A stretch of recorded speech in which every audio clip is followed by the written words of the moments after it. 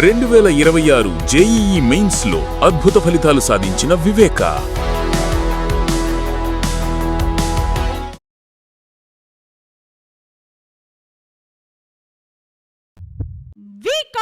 Multi speciality hospital star శ్రేణి limited లో సభ్యత్వం పొందండి. మీకు చేసుకునే పొదుపుపై అత్యధిక వడ్డీ పొందండి. మీ గోల్డ్ పై అత్యధిక విలువలో. ఎట్టకేలకు ఎన్నికల తేదీ ప్రకటించారు. గత 22 సంవత్సరాలుగా ఎదురు చూస్తున్న ఈ ఎన్నికల షెడ్యూల్ ఎట్టకేలకు ఖరారైంది. ఇంతకీ ఏ ఎన్నికల అని అనుకుంటున్నారా?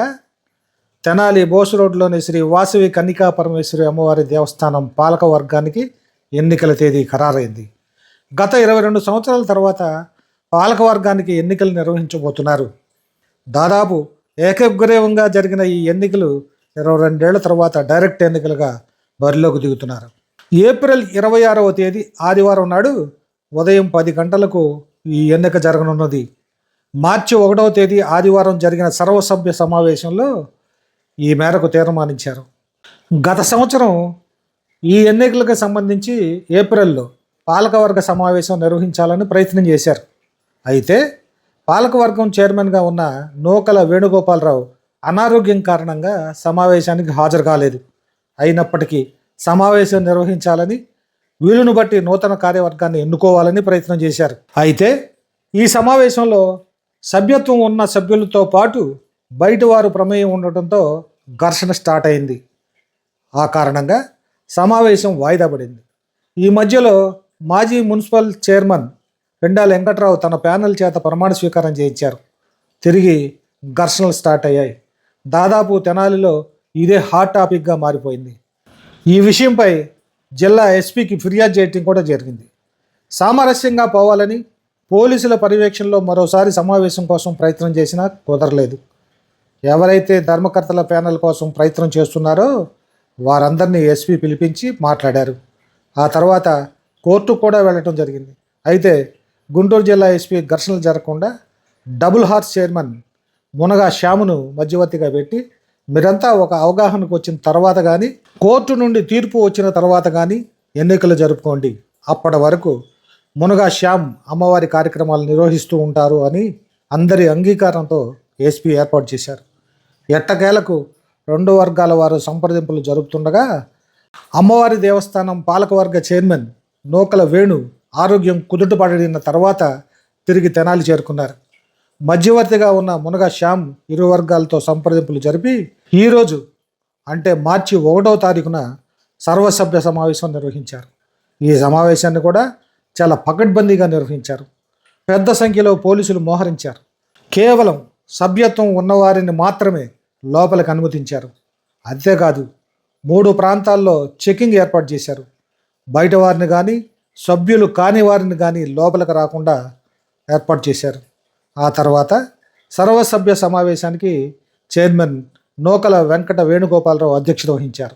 ఆయన ప్రసంగంలో నూతన కమిటీని ఎన్నుకోవాలనుకుంటున్నారు, ఎన్నికలు జరపడానికి మీ అభిప్రాయం చెప్పండి అని సభ్యులను కోరడంతో సభ్యులంతా హర్షధ్వానాలతో తమ అనుమతిని తెలియజేశారు.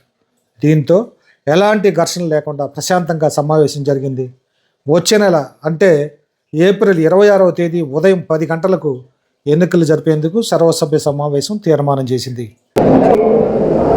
కమ్యూనిటీకి మహాసభలుగా అన్ని చోట్ల ఎలక్షన్ జరుగుతుంది. సాధు ప్రభుత్వం ఎలక్షన్ ఆఫీస్గా పెట్టుకున్నాం. బడిలో ఎట్లా ఉంటే అట్లా జరుగుతాడు. ఆయన పరిశీలనగా కొత్త మాసు సురేష్ బాబు అండ్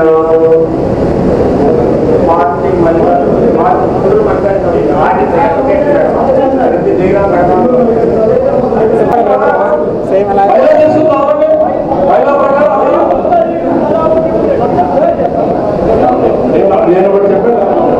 నేను ఏం మాట్లాడాలి ఏం కావాలి ఇంకా ఆయన ఎలక్షన్ పెట్టుకోమని చెప్పాడు.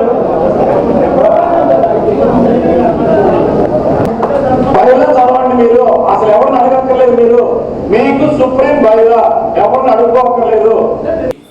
1/3/26 శ్రీ వాసవి కన్యకా పరమేశ్వరి దేవస్థానం సర్వసభ సమావేశం జరిగింది. సమావేశం ఆశాంతం చాలా ప్రశాంతంగా సాగిపోయింది.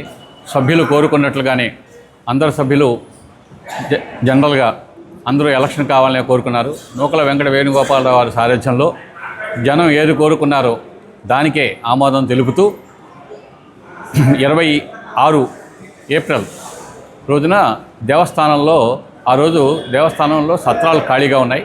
కావున ఆ రోజున ఎన్నికలుగా అనౌన్స్ చేయడం కూడా జరిగిపోయింది.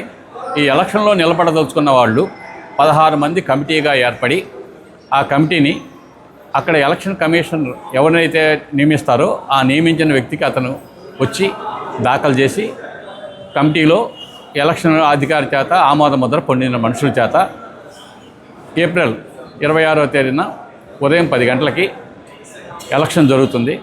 ఎలక్షన్ గెలిచిన వాళ్ళు అమ్మవారి కృపకి పాత్రులై ఈ దేవస్థానాన్ని 3 సంవత్సరాలు యథేచ్ఛగా ఎదుర్కోవటానికి బైలాలో రాసింది. ఇది మొత్తం బైలా ఎలా ఉందో బైలా ప్రకారమే చేయటానికి నూకల వెంకట వేణుగోపాలరావు వారి సారథ్యంలో అన్ని ఆమోదముద్ర జరిగింది. జై వాసవి. తెలియదుగా తెలుగుగా ప్యానల్ వాళ్ళ ఇష్టంగా రావాలిగా. పోతే ప్యానల్ అన్నది ఫలానా ఇన్ని అని చెప్పడానికి కష్టం. వాళ్ళ శక్తి సామర్థ్యాల ప్రకారం 16 మంది మనుషులను వాళ్ళు కూడగట్టుకుని వాళ్ళు ప్యానల్గా ఏర్పడి ఆ ప్యానల్కి వారు పేరు పెట్టుకుని ఎలక్షన్ కమిషన్ కలిసి ఆమోద ముద్ర పొందిన తర్వాత ఎన్ని ప్యానల్స్ అయితే ఉంటాయో ఆ ప్యానల్ మాత్రమే ఎలక్షన్లో ముందుకు వెళ్ళి ఎలక్షన్లో పార్టిసిపేట్ చేస్తారు.